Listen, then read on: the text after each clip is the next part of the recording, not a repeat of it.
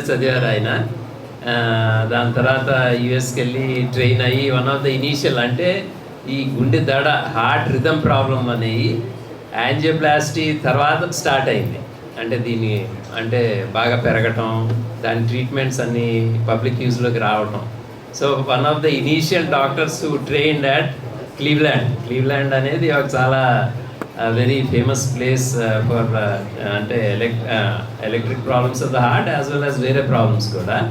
So అక్కడ train అయ్యి then cancers heart rhythm ఇన్స్టిట్యూట్కి ఆయన ఇప్పుడు medical director.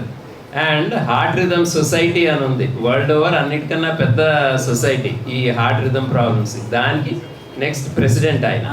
So it's a very proud moment for all Telugu people that he is going to be the next president of this very prestigious society. Actually ఒక Indian దానికి president అవ్వడం I think nearly after 20 years sir అవుతున్నారు కాబట్టి.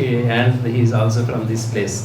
ఇప్పుడు ఆయన as a gift to this country, అంటే ఇన్నేళ్ళు బయట ఉన్నారు, as a gift to this country ఈ పల్స్ ఫీల్డ్ అబ్లేషన్ అనేది చాలా రివల్యూషనరీ థింగ్ ఇన్ ఎలక్ట్రోఫిజియాలజీ. అంటే గుండె దడల ఎలక్ట్రిక్ ప్రాబ్లమ్స్ వల్ల one of the major revolutions వచ్చింది ఈ పల్స్ ఫీల్డ్ అబ్లేషన్ అనేది. పూర్వం హార్ట్ రిథమ్ ప్రాబ్లమ్స్కి హీట్ కానీ రేడియో ఫ్రీక్వెన్సీ ఎనర్జీ అనేవాళ్ళు, లేకపోతే క్రయో అబ్లేషన్ అనేది కోల్డ్ కానీ ఇచ్చేవాడు. ఇచ్చి అక్కడ చిన్న చిన్న బెండింగ్స్ లాగా చేసి దడ ప్రాబ్లం రాకుండా చేసేవాడు.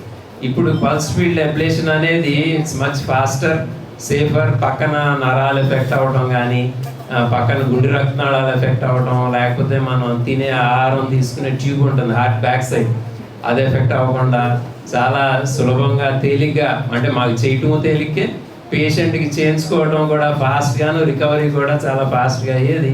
పిఎఫ్ఏ రావడంతో ఏమవుతుందంటే యుఎస్ లాంటి కంట్రీలో కూడా ఈ ఏట్రియల్ ఫిబ్రిలేషన్ అనే ట్రీట్మెంట్, వేరే దడకి ట్రీట్మెంట్లు తేలికైపోయి ఎక్కువ మంది చేయించుకుంటున్నారు కూడా. అంటే total number of procedures have also drastically increased.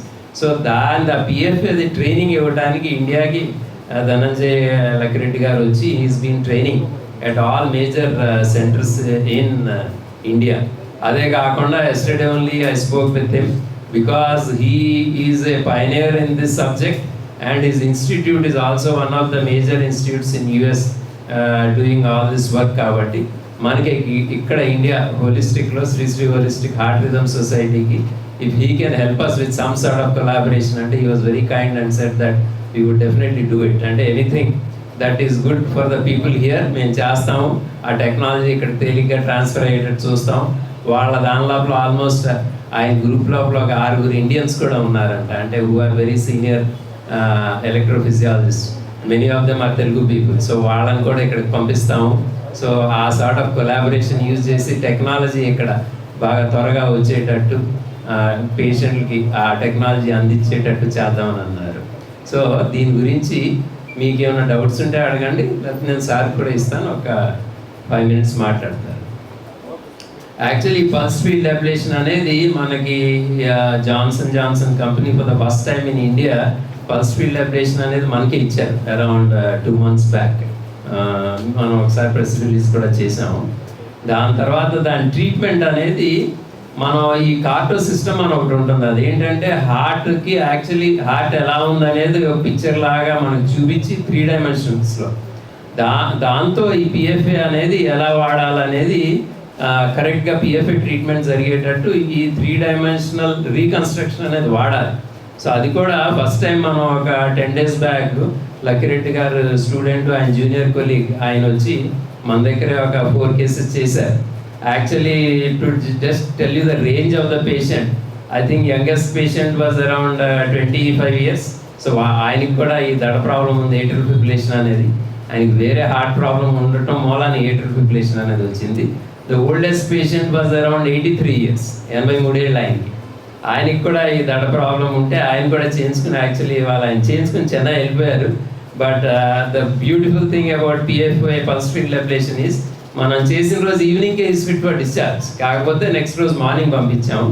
So వీళ్ళందరూ కూడా పేషెంట్స్ కూడా చాలా హ్యాపీగా ఉన్నారు ఈ కొత్త రకం ట్రీట్మెంట్తో.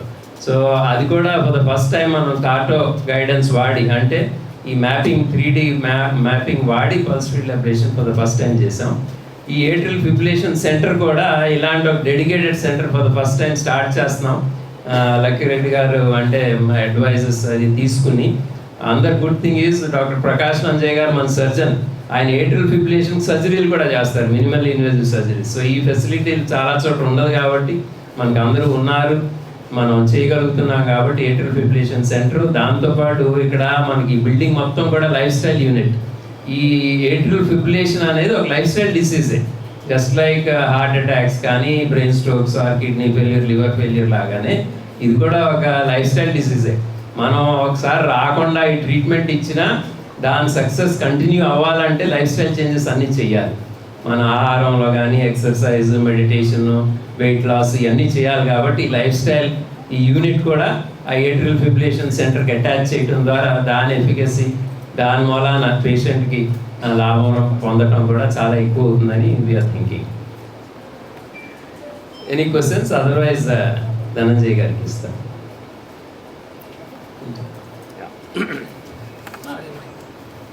ఈ ఏట్రియల్ ఫిబ్రిలేషన్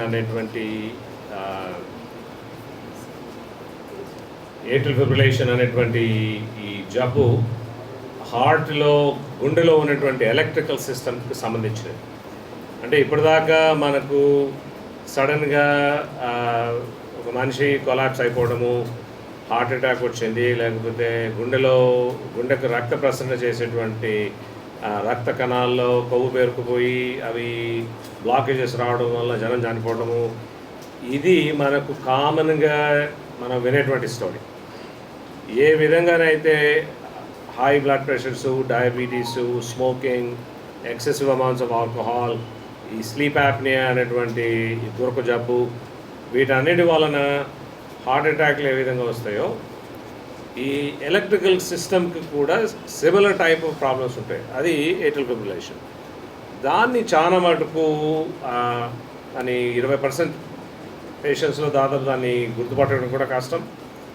మిగిలిన 80% పీపుల్లో అప్పుడప్పుడు వచ్చిపోతుంటుంది, కానీ అది ఎప్పుడు వస్తుంది అనేటువంటి దాన్ని క్యాచ్ చేయడం కష్టం. ఎందుకు అంటే ఎలక్ట్రికల్ ప్రాబ్లమ్స్ మీకు తెలిసినట్టు అవి ఫ్లాష్గా వస్తూ పోతుంటాయి.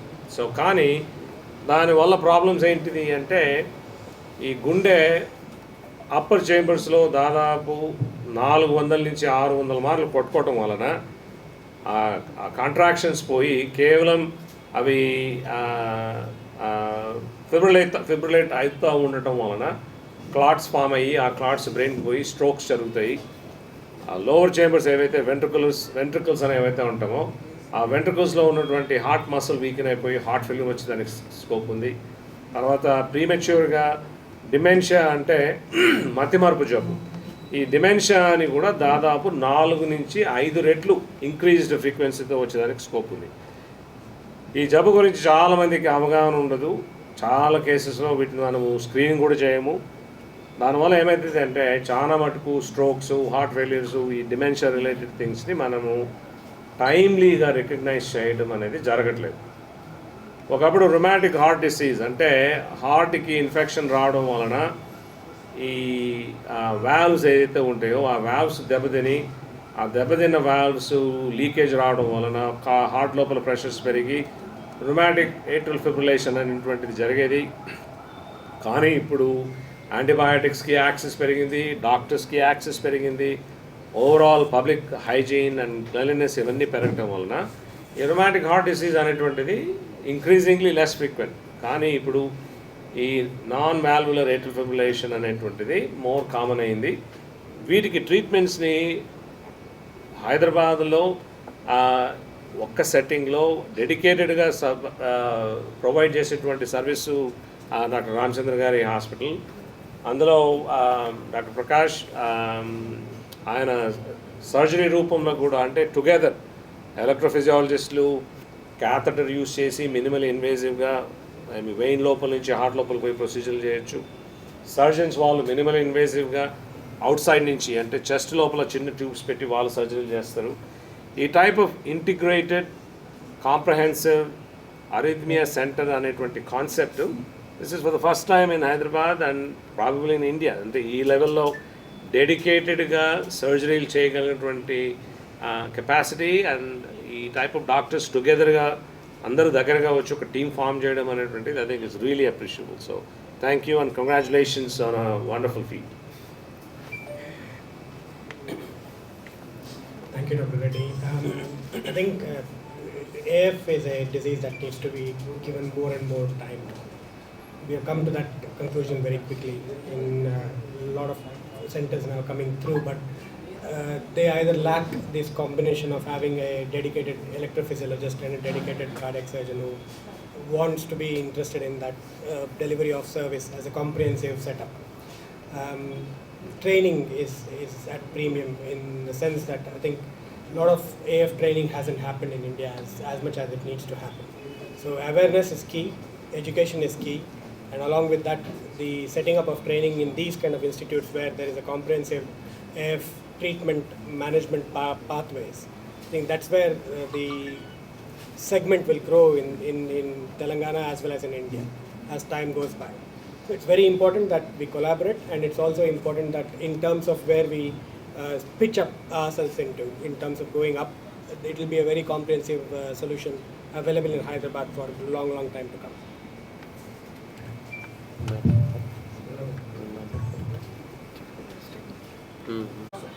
సో గుండె దడ ప్రాబ్లమ్స్లో అన్నిటికన్నా కామనెస్ట్ ఏట్రిల్ ఫిబ్రిలేషన్ అనే దడకి కొత్త రకం ట్రీట్మెంట్ పల్స్ ఫీల్డ్ అబ్లేషన్ అనేది చాలా తేలిగ్గా చేయటం, సేఫ్గా చేయటం, పేషెంట్ కూడా త్వరగా మనం డిశ్చార్జ్ చేయగలగటం, అందరు డాక్టర్లు కూడా చేయగలిగే సిచ్యుయేషన్ రావటం కూడా జరుగుతుంది. కాబట్టి ఇవాళ ధనంజయ లక్కిరెడ్డి గారు who is the next president for heart rhythm society of US ఇక్కడ ఇండియాకి వచ్చి ట్రైన్ చేస్తున్నారు. అందరినీ అన్ని ఫెసిలిటీస్ని ట్రైన్ చేస్తున్నారు.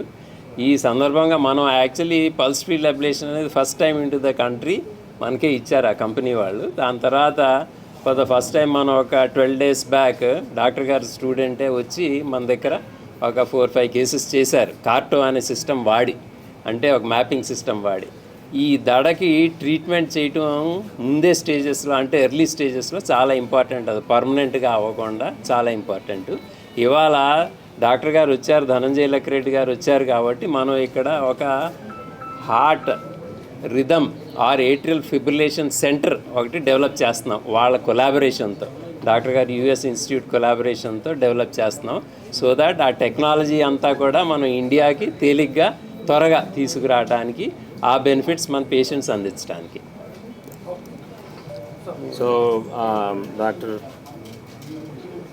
రాంచల్, ఈ కొత్త ట్రీట్మెంట్స్ ఏవైతే ఉన్నాయో వాటిని ఎక్కువ సమయం తీసుకోకుండా కొత్త టెక్నాలజీ బయట ఇమీడియట్గా అవైలబుల్ అయినప్పుడు వాటిని ఇండియాకి ఎట్లా తీసుకురావాలి, క్లినికల్ ట్రయల్స్ కానీ ఎడ్యుకేషన్ కానీ ఎట్లా ఇంప్రూవ్ చేయాలి అనేటువంటి కాన్సెప్ట్స్ మీద మేము చాలా డిస్కస్ చేసాం. ఇన్ఫ్యాక్ట్ ఈరోజు హోలిస్టిక్ హాస్పిటల్లో ఈరోజు మేము 3 పేషెంట్స్ని ఈ కొత్త ట్రీట్మెంట్ యూస్ చేసి ట్రీట్ చేస్తున్నాము. అలాగే సర్జన్స్ హెల్ప్ తీసుకొని మినిమలీ ఇన్వేజివ్ సర్జికల్ టెక్నిక్స్ని వీటిలో ఇంప్లాంట్ చేసి హోలిస్టిక్ అప్రోచెస్ యూస్ చేసి ఈ డిసీజ్ని కాంప్రహెన్సివ్గా ఎట్లా ట్రీట్ చేయాలనే దాన్ని ఈ డెడికేటెడ్ ఏట్రియల్ ఫిబ్రిలేషన్ సెంటర్ చేయగలుగుతుంది. దాని వలన పేషెంట్స్కి చాలా ఉపయోగం ఉంటుంది. ఈ డిసీజ్ దాదాపు 1 నుంచి 1.2% పేషెంట్స్కి ఈ డిసీజ్ ఉంటుంది కంట్రీలో at any given point in time. కాబట్టి డయాగ్నోస్ చేసి అర్లీగా ట్రీట్ చేసి వాటిని మెయింటైన్ చేయడం అనేటువంటిది ఇంపార్టెంట్.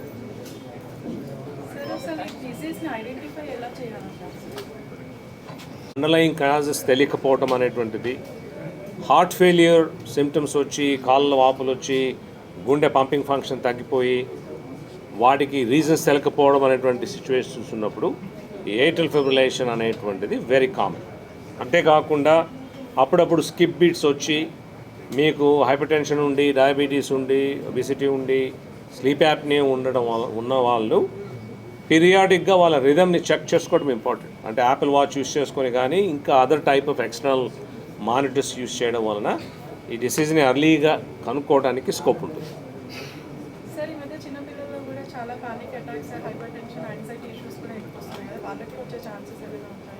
అంటే నేను youngest patient that I ever treated was 13 years old.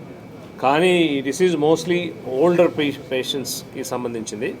కానీ మనము మన ఇండియన్ కాంటెక్స్లో ఇప్పుడు కరోనరీ ఆర్టరీ డిసీజ్ ఒకప్పుడు తాతలకో ముత్తాతలకో లేకపోతే నాయనమ్మలకో వచ్చే డిసీజ్ అనుకునే వాళ్ళం. కానీ ఇప్పుడు 30 ఏళ్ళకే కరోనరీ ఆర్టరీ డిసీజ్ వస్తుంది. కాబట్టి ఈ లైఫ్ స్టైల్ డిసీజు ఇంకా యంగర్ పేషెంట్స్లో వచ్చేదానికి స్కోప్ ఉంది. కాబట్టి ఈ డిసీజ్కి ఏ పేషెంట్ అతీతం కాదు.